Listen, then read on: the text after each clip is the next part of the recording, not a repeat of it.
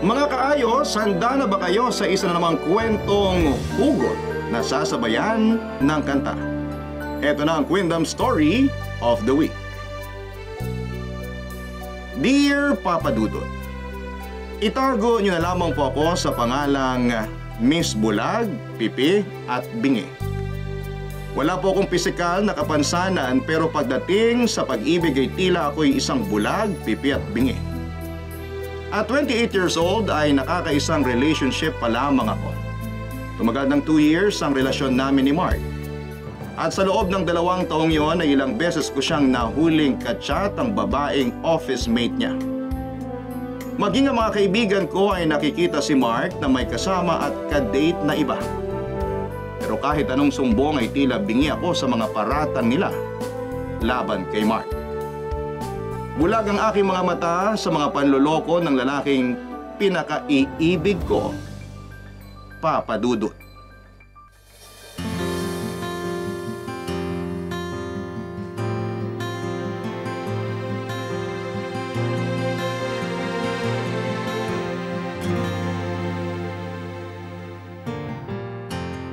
Kapag ako'y nagmahal, isa lamang at wala nang iba pa. Iaalay buong buhay, lumigaya ka lang, lahat ay gagawin.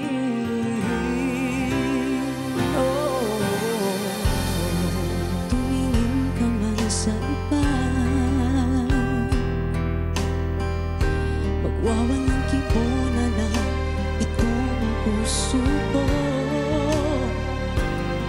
Walang sumbat na maririnig, patak ng luha ko ang iniwang saksi. Bakit namamahal kita kahit di pinapansin ang damdamin ko? Puman ako, mahal, ito pa rin ako, nagmamahal ang tapat sa'yo. Bakit napamahal kita kahit na may mahal ka mang iba? Ba't baliw na baliw ako sa'yo? Hanggang kailan ako magtitiis? O bakit nga ba? Mahal kita. Bakit namamahal kita kahit di napansin ang damdamin ko? Di mo man ako mahal, ito pa rin ako, nagmamahal ang tapat sa'yo. Mahal kita kahit na may mahal ka mang iba. Ba't baliw na baliw ako sa'yo? Hanggang kailan ako magtitiis? O bakit nga ba? Mahal kita.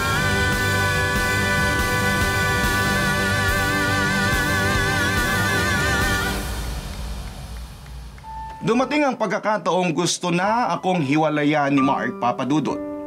Tila nabingi ako sa aking mga narinig, napipi at hindi makatugon sa kanyang mga inamin. Pero mahal ko kaya pinilit ko pa rin siyang kumbinsihin na isalba ang aming relasyon. Kulang na lang ay lumuhod ako para magmakaawang huwag niya akong iwanan. Ginawa ko ang lahat para balikan niya ako, Papa Dudut, kinalimutan ko ang pride ko.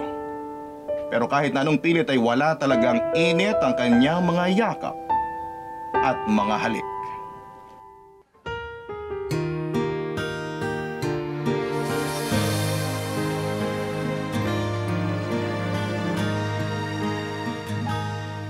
Nung ako'y iniwan mo, nawasak ang mundo, umikot lang sa'yo ang buhay kong ito. Hindi ko alam, di alam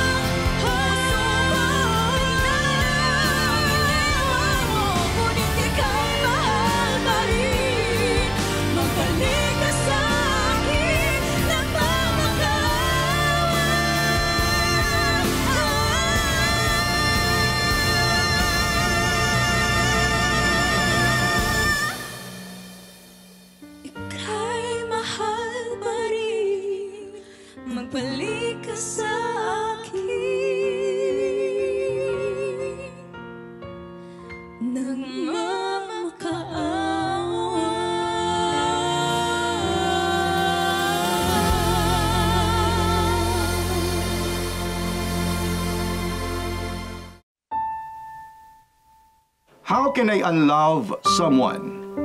Yan po ang palaging tanong ng aking puso't isipan.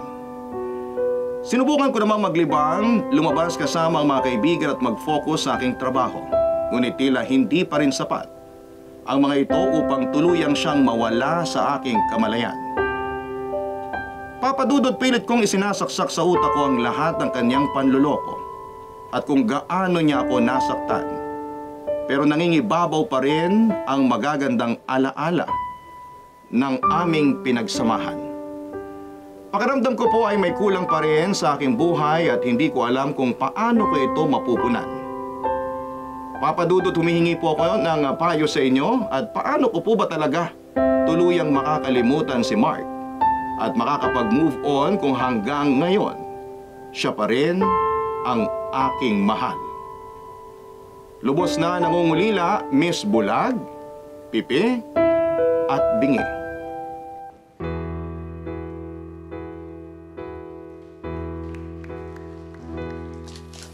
Kailangan ba na magwakas itong pag-ibig? Bukas kaya'y wala ka na sa aking isip. Hindi mo ba naaalala ang mga kahapon na dati ay anong saya't anong tamis? Sadyang pag-ibig natin ay nakakapakinayang, ngunit sa ating mga mata ito'y kalabisan lamang.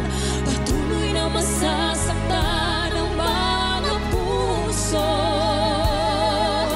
O bakit kay sakit pa rin ang paglayo? Wala ka man ngayon sa aking piling, nasasaktan man ang puso, damdamin, mulit-muli sa'yo na aaminin, ika'y mahal pa rin. At kung sakali na muling magkita at madama na mayroon pang pag-asa, hindi na dapat natin pagdayain, hayaan natin pusang magpasya.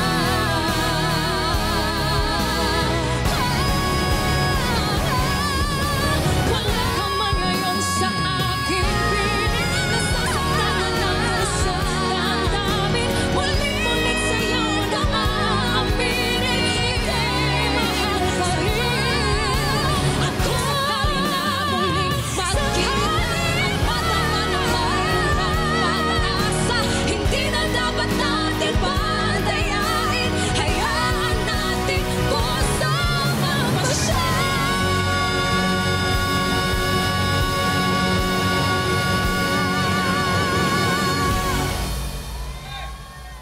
Ang paglimot sa isang taong mahal mo ay isang proseso na maaaring mahirap at matagal. Ngunit kinakailangan mong gawin ang sa ganon ay hindi ka malagay sa alanganin. Una, iwasan mo ang mga lugar na magpapaalala sa kanya dahil ito ay maaaring magdulot ng mas malalim na sakit. Baguhin ang iyong routine at hanapin ang suporta ng mga kaibigan at pamilya dahil sila ay maaaring makatulong sa iyo sa iyong proseso ng paglimot. At sa huli, sa tulong din ng dasal, ay magkakaroon ka ng tiwala sa iyong sarili dahil ito ang makakatulong sa iyo sa proseso ng paglimot.